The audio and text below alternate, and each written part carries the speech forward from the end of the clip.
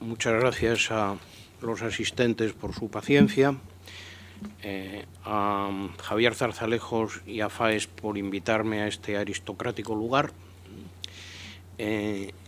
y ¿qué más tengo que agradecer? A Cayetana, que ha insistido y que ha escrito un artículo que ha tenido una repercusión bastante entretenida en la prensa británica, a Ignacio también, porque comparte conmigo la melancolía del Parlamento, no solo del de Cataluña, sino de todos los parlamentos. Por cierto, hay un libro de Lord Helson en Inglaterra sobre eso, diciendo que lo que elegimos ahora son dictadores cada 4 años, etcétera, etcétera, que los parlamentos libres se han acabado, salvo con la posible excepción de Estados Unidos. Bueno, esos son los temas que a mí realmente me entretienen, ¿no? Pero Javier Zarzalejos es un provocador, y hace ya unos años me provocó con esto de que tenía que reflexionar sobre el problema de políticas de exclusivismo, o dicho en matemática electoral, en la matemática electoral española, de cómo uno de los partidos mayoritarios, en su infinita sabiduría, o mejor dicho astucia, se le ocurría que si se aliaba con alguno de los grupos secesionistas podía gobernar poco menos que eternamente, ¿no? Y, naturalmente, excluir no del gobierno, que es su obligación, al partido contrincante, sino del sistema. De ahí nace el estatuto que existe y otros males que aquí han ocurrido. Y ahora me provoca con esto del nacionalismo, que a mí no me interesa casi nada, ¿no? Es decir, me parece un tema de tercera intelectual, es un conjunto de grandes agregados que más bien son para la Plaza de la Cebada o de la Boquería, en fin, con sujetos imposibles, absolutamente imposibles, de los cuales a mí me curaron cuando llegué a Inglaterra hace muchos años, ¿no? En primero de Inglaterra y en segundo de Estados Unidos. Me acuerdo que cuando quise entrar en la universidad a la que aspiraba a entrar, un profesor que algunos de los que son aquí economistas seguro que recuerdan, que se llamaba Max Hartwell y que era un historiador económico notable y australiano, me dijo: haga usted un ensayo y véngame a ver dentro de 3 meses, porque aquello de las notas de aquí y el expediente no le interesó mucho.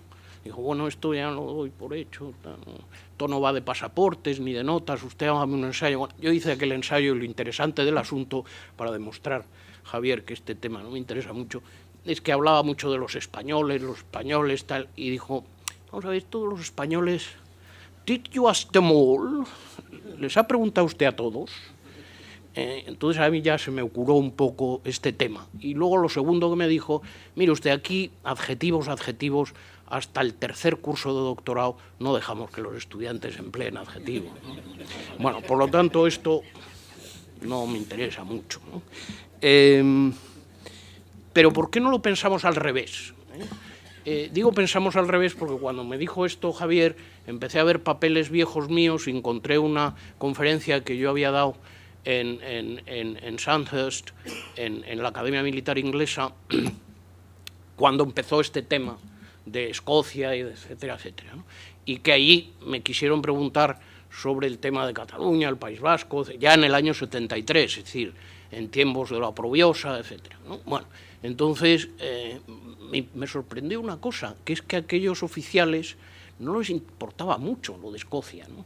Es más, uno me dijo, el que era el capitán aquí, el que organizaba esas conferencias, me dijo: bueno, digo, pero a ustedes realmente les va a provocar un problema. No. Yo, a ver si de una vez se independizan, nos dejan tranquilos y tal. Entonces dije: bueno, esto, desde el punto de vista español, es impensable. El problema aquí a lo mejor es al revés. No es que catalanes, muchos o pocos, da lo mismo, no quieran ser españoles. A lo mejor el problema es que muchos españoles queremos ser catalanes. A lo mejor el problema es exactamente al revés, es decir, que tenemos un problema de identidad, dicho en términos nacionalistas, sin la participación, el componente catalán. Bueno, pues a lo mejor ese es, se puede ver así. ¿Por qué? Porque efectivamente lo de Escocia, hay una identidad inglesa que en España no existe porque no hay una identidad castellana. Yo me acuerdo cuando empezó esta historia de las autonomías y lo de Villalar y no sé qué, que encontré a un viejo compañero mío del Retiro de Madrid con un mapa buscando Villalar, porque claro, Barcelona había estado muchas veces, pero lo de Villalar no lo ubicaba claramente, ¿no? Por lo tanto, eso no existía, ¿no? Por lo tanto, empecemos por distinguir dos cosas muy distintas, ¿no? Catalanismo como fenómeno cultural, ya lo ha dicho Jordi, en el cual cualquier español civilizado le parece, bueno, algo positivo, algo parte de sí mismo, es una riqueza, es otra lengua. Yo me acuerdo con el presidente de la fundación, que yo ahora presido, porque yo antes hacía los presidentes, que era bastante más divertido que serlo, que era don Pedro Durán Farrell, que en Buenos Aires me decía, mira, estos del Casal catalán, que claro, yo les quiero convencer que enseñar catalán aquí no tiene mucho sentido. Entonces yo discutí más bien al revés. Le dije, hombre, don Pedro, yo creo que es una riqueza que nosotros tenemos, es un hecho diferencial, que es positivo, que es distinto de otros lugares. Bueno, ¿por qué no? Es decir, los papeles estaban cambiados, que es cuando yo creo que las cosas funcionan, cuando los papeles están bastante cambiados, ¿no? ¿Qué quiere decir? Que eso, todo el catalanismo como fenómeno cultural, la lengua, por supuesto, etcétera, es una riqueza evidente para todos. Otro problema es el nacionalismo, que no es un problema de cultura, es un problema de poder. Y ahí sí que estamos en los señores del poder, y ahí sí que estamos en algo que por su propia dinámica maximiza poder y tiende a eso. Y todos sabemos, los que hemos leído alguna cosa, malgré nous-mêmes, de nacionalismo, bueno, que el nacionalismo es un instrumento de poder muy importante. Bueno, eso es lo primero que me gustaría hablar, ¿no? Lo segundo, dentro del primer capítulo así introductorio rápido, es que aquí estamos en dos falacias muy poderosas. Esta Cayetana nos decía, lo haré de Toledo, en ese artículo, que son catchphrases que realmente a la gente le agarran, ¿no? Una es el derecho a decidir. Bueno, alguien lo ha dicho, me parece aquí en Cataluña, ¿no? Que decidir no es un verbo intransitivo, ¿no? Es un verbo transitivo, decidir qué. Y parece que algo han decidido, desde luego no será porque yo los he votado, a los nacionalistas, digo, durante muchas décadas aquí. Eso sería la primera cuestión, ¿no? Pero que tiene una enorme fuerza. Una palabra sobre esto del derecho a decidir, incluso si lo convertimos en verbo intransitivo, ¿no? Vamos a ver, no hablan de eso, todos lo sabemos, y ya por fin se empieza a decir, ¿no? Hasta el registrador de la propiedad que nos gobierna, por fin ha dicho que él no tiene competencias para hablar del tema, es lo mejor que ha dicho en el último año, ¿no? Que eso pertenece al sujeto de soberanía, que es el conjunto del pueblo español, o el conjunto de la ciudadanía. Bueno, por lo tanto, aquí no hablan del derecho a decidir, que nadie discute a los efectos, en fin, de votaciones, sufragio universal, etcétera, etcétera. No, hablan del cambio de sujeto en soberanía, ¿no? Y quienes mejor lo han expuesto, nunca mejor dicho, en el sentido inglés también de la palabra, son los del Val de Arán, ¿no? Que han dicho, hombre, si se trata de esto de trocear el sujeto de soberanía, pues yo también, ¿no? Es decir, ¿por qué no por provincias, que es una cosa bastante bien hecha, o en otro tipo de demarcaciones? Puede abrirse cualquier discusión, en cuanto a si decidimos trocear el sujeto de soberanía. Hombre, aquí ha habido un milagro, que fue ese de 1812, o 10-12, que son lo de las Cortes de Cádiz, quizá porque se reunieron en Cádiz, quizá porque eran universales, quizá porque estaban sitiados, y ese golpe de mano liberal que hacen, en vez de lo que es una ciudadanía o un país comunitarista, como dice o como nos explica Francés de Carreras, pues una ciudadanía de Locke y de que son ciudadanos individuales, ¿eh?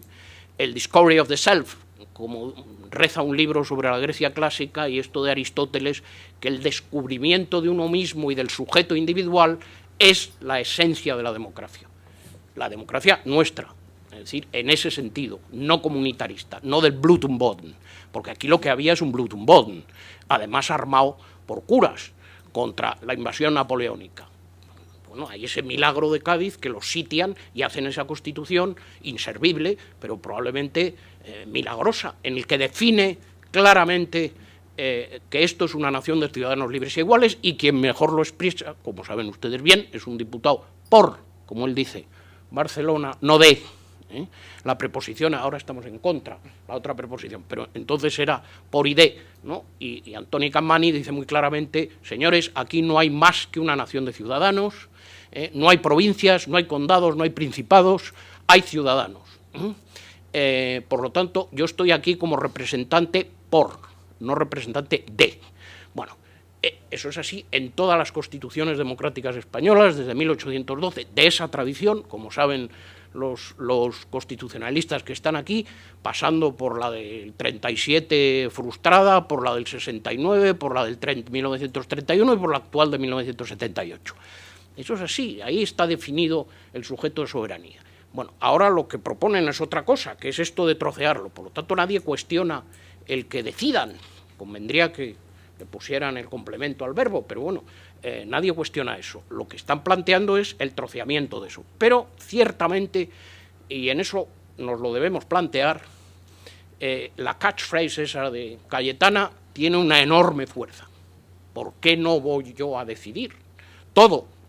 Dicho sea de paso, yo estoy convencido que si en Vallecas se hace un referéndum, dicen, ¿tiene usted derecho? Por supuesto que tengo derecho a decidir, por supuesto.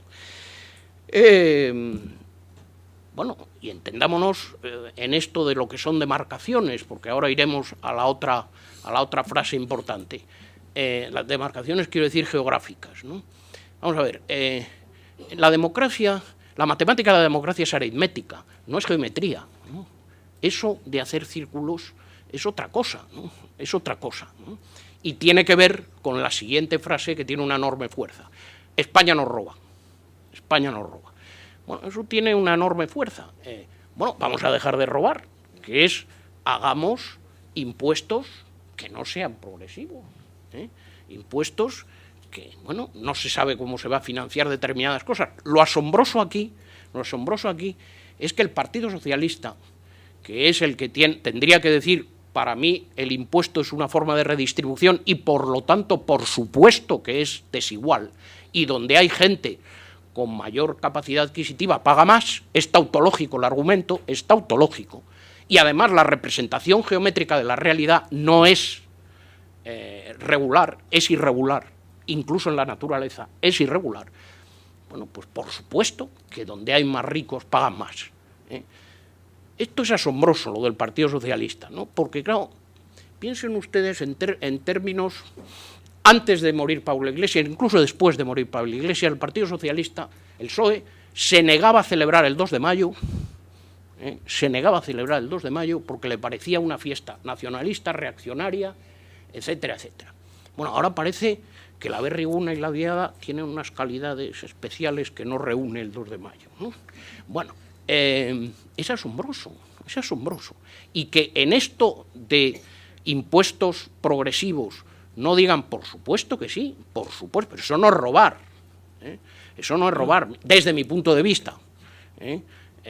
Bueno, yo soy ultraliberal y esto de los impuestos, no crean ustedes que me entusiasma, ¿no? Y además no creo que sea un instrumento de gran progreso. Pero desde un punto de vista socialista me parece asombroso que no lo hayan dicho. En la España contemporánea, desde que empezó esta historieta nacionalista, hablo del siglo XIX, los partidos socialistas, la izquierda, desde luego en Cataluña también, no hablemos de la margen izquierda de vuestro pueblo, Juanjo y Javier, ¿no? La izquierda ha sido el valladar frente al nacionalismo sin pelos en la lengua, precisamente por este tema de nos roban, no nos roban.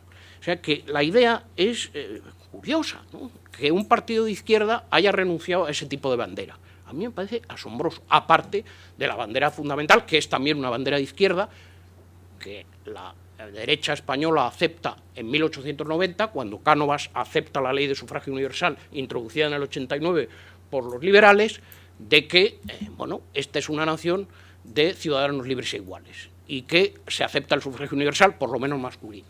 Bueno, entonces me parece asombroso que la izquierda haya renunciado a ese tipo de bandera. Bueno, voy a lo central, a lo que me parece que habría que reflexionar. Este señor Mas, que tenemos aquí, dice algo que sí convendría reflexionar y me lleva un poco al principio de esta charla. Esto de que, hombre, aquí no hacen más que asustarnos, digamos los españolistas, llámanlo ustedes como quieran, pero algo positivo no nos ofrecen, algo entusiasmante no nos ofrecen. Bueno, me parece que tiene un punto de razón, es verdad que aquí el discurso, primero es no hablar, y luego decir algo asombroso y muy intranquilizador, que es que se va a aplicar la ley. Hombre, bueno, menos mal, ¿no? Y muy intranquilizador porque no es en España lo del law enforcement no es una cosa muy común muchas veces, ¿no? No digo de Cataluña, en Andalucía hay 20.000, me parece que son funcionarios a dedo recurridos por los de oposición que han ganado el recurso en el Tribunal Superior de Justicia de Andalucía y no se aplica. O sea, este lugar, esto de Cataluña, no es el único lugar donde las sentencias no se aplican, ¿eh? Y esto me parece muy inquietante. Entonces, el registrador, en su infinita sabiduría, nos dice, hombre, yo lo que voy a hacer es aplicar la ley, ¿eh? Él mira los estatutos de la comunidad de propietarios y dice, aquí no cabe la segregación del piso, luego no le pongo el cajetín. Causa finita est. Pues va a ser que no, porque este es un tema metajurídico. Es decir, no es un tema solo jurídico. Por supuesto que se aplicará la ley, pero aquí hay que hablar de otras cosas y por lo pronto hay que construir un relato. Yo estoy totalmente de acuerdo con esta historieta de que esto de buscar el hombre primigenio y primitivo, sea Indíbil y Meandonio, que parece que en eso sí están de acuerdo todos los habitantes de la península, para ponerlo de una manera más neutral, desde portugueses, inclusive también, porque la idea esta carolingia es que venimos de los francos. Bueno, los otros vienen de los godos, son pueblos germanos, que son los pueblos superiores, y los otros, que son los sometidos por los romanos, son pueblos envilecidos, como dice la historiografía nacionalista francesa. Bueno, da lo mismo, ¿no? Bosch-Gimpera, en su polémica con Almagro, que fue quien le echó de catedrático aquí en Barcelona, decía la mera existencia del profesor Almagro demuestra que mi teoría de los individuos indígenas primigenios en la península es válida. Bueno, probablemente es una carta a Sánchez de Albornoz bastante entretenida. Bueno, la historia es muy parecida, sean francos, carolingios o godos, el neogoticismo de aquí, bueno, Ricardo se lo sabe mucho mejor que yo, es común, bueno, hasta en Ramón Berenguer IV, ¿no? Hay una idea neogoticista también en los reyes portugueses, es muy clara, es el mito de la Reconquista, está metido ahí. No, ya el titular de la institución que yo presido ya dijo que, hombre, una Reconquista que va del siglo VIII al XV, más bien debe ser una conquista, ¿no? Porque, en fin, tanto tiempo reconquistando, más bien debe ser una conquista. Bueno, todos sabemos lo que es esto y lo que es este tipo de historiografía de buscar el hombre primigenio y primitivo y el catalán originario o el castellano, o el hispano originario, etcétera, etcétera. Yo no sé por qué no buscan el último y no el primero, pero bueno, porque tiene mucho más interés, pero en fin, eso es lo de menos, ¿no? Están en eso, y a mí eso me parece bastante poco interesante. Pero si hablamos de una historia reciente, después del desastre, es decir, de una guerra civil tremenda, de una posguerra vengativa, cainita y miserable, ¿no? Hombre, a partir de segunda mitad de los 50, que yo ya sí tengo un recuerdo, en este país no se ha hecho más que progresar. Incluso si ustedes integran el desliz zapatero o tripartito, que la verdad es que me reconocerán que el tripartito ha tenido un éxito realmente fastuoso, ¿no? Después de convertir esto en bono basura, ahora son los héroes de la película, ¿no? Me parece fantástico como operación, ¿no? Bueno, y Zapatero ha escrito eso del dilema y tal. Bueno, es fantástico, ¿no? Están dándole la vuelta al tema. Hombre, a pesar de eso, esta es una historia de éxito cifrable en muchos aspectos, con todos los problemas que hay, que son muchísimos. Pero, bueno, si vamos a las cifras, desde el año 55 al 75, incluso dentro de la oprobiosa y con ese ser impasible y sanguinario que gobernaba aquí, pues tenemos que el crecimiento del PIB anual acumulativo es 6 y pico por ciento, 6,9, lo cual es una cifra en 20 años absolutamente espectacular, que hay muy pocos países que haya ocurrido eso.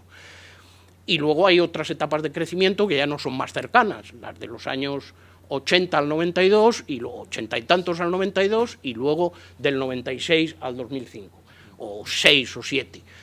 Bueno, es decir, si uno lo toma en conjunto, lo de este país es simplemente espectacular. No hablemos si eso aproximamos la lente a lugares como Cataluña o como Madrid. Bueno, todos nos acordamos, esto es un población manchego, la frase de Azaña, etcétera, etcétera, en cuanto se haga autonomías esto se hunde. Bueno, no parece que la predicción haya ido por ahí, ¿no? Es decir, que aquí hay una historia que contar, una historia reciente, hablo, bastante positiva, y tiene razón este señor Mas en decir, hombre, no nos cuentan más que miedos, sustos, horrores, y no nos dan una razón positiva. No estoy seguro que esa razón convenza a señores que están en otra, ¿no? Pero sí nos convence a nosotros, nos puede convencer a nosotros a hacer una formulación positiva de lo que es la ciudadanía esta española en general. Y eso me parece que debe ser así, ¿no? Y se debe hacer así. Aquí hay una historia reciente que es bastante buena, que es bastante positiva, que desde luego fuera de España como tal se concibe, que incluso ahora, bueno, pues se ha recompuesto el asunto bastante bien, con todos los problemas que ustedes quieran, que son muchos, ¿no? Que se ha recompuesto bastante bien y que convendría contarla y formularla, convendría contarla y formularla. ¿Qué se puede hacer? Que sería lo que aquí un poquito habría que hablar, ¿no? Yo no creo que esto de la consulta, Francesc dice, oye, hay que hacer la que se gana y tal y más. Bueno, yo no sé, porque no sé si eso ya es crear el sujeto de soberanía, ¿no? Pero sí algo en que voten todos hay que hacer, ¿no? Lo único que me parece virtual de esa milonga de los socialistas, con perdón por los que hay aquí, del federalismo, que no explica muy bien, a lo mejor es que no lo expliquen, y que además no estoy nada seguro que a los nacionalistas eso les guste, porque me parece que no están en eso para nada, pero hombre, tiene una virtualidad, si se ponen de acuerdo los dos grandes partidos, que es que exige un referéndum en algún momento, y es muy difícil entonces decir, no, mire, votamos nosotros solo, los otros no. Ahí la catchphrase esta de Cayetana se vuelve del revés, ¿no? En eso estoy de acuerdo con Francesc, ¿no? Se vuelve del revés. Es imposible decir que no voten los de Palencia. Eso no se puede. No se puede formular la respuesta contraria. Por fin, y con esto termino, lo único que me parece divertido de toda esta historia, intelectualmente hablando, nacionalista, que vuelvo a repetir, a mí no me interesa nada, me parece aburrida y me parece, como ha demostrado Jordi y otros, intelectualmente de tercera regional, ¿no? Es esto del contrafactual. Eso sí me parece muy entretenido. Es que todo este pensamiento nacionalista se basa en un contrafactual que más o menos es como sigue, y que ustedes lo han visto aquí en Barcelona y lo hemos leído todos y oído una y otra vez. Yo me separo, pero ustedes no, Ustedes no.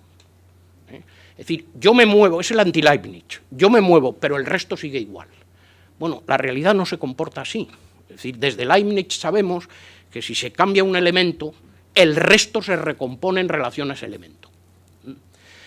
Y eso, así funcionan las cosas, no funcionan como creen los nacionalistas. Cuando yo vivía en Inglaterra había un señor de la pipa, que era un laborista bastante socarrón, que se llamaba Wilson, que ustedes recordarán, algunos, los más viejos de aquí, como primer ministro, y cuando entré en el gobierno se independizó la última, me parece, colonia inglesa en África, me parece, West Indies, no me acuerdo dónde, que tenía una commodity, no sé si era el cacao, no me hagan caso, pero algo parecido. Bueno, Inglaterra, en la Organización Internacional de Comercio, el Reino Unido votaba proteccionista. Y cuando llega la independencia, cambia el voto. Entonces, el africano de las West Indies de turno le llama indignado a Wilson. Don't you know, ¿qué tal? Que siempre hemos votado proteccionista, ¿cómo se les ocurre haber cambiado el voto? Entonces este hombre dice, que es la expresión del contrafactual de todos los nacionalistas, but you see, now we are independent too. Ahora nosotros también somos independientes. Entonces, lo que me parece divertidísimo es este señor Junqueras repartiendo pasaportes del lugar que quieren dejar. Eso me parece que es la expresión del contrafactual casi tan bueno como el del cacao. Me parece estupendo, ¿no? Y eso sí me parece entretenido, ¿eh? La idea de que, bueno, yo me muevo, pero el resto de la realidad se queda quieto. Y esa es la única parte, Javier, que de tu provocación, de que hablemos de este asunto tan pesado, ¿no? Intelectualmente hablando, quiero decir, otro problema es que nos vaya una vida cultural y de otro orden en ello. Es lo que me parece entretenido de este tema. Muchas gracias.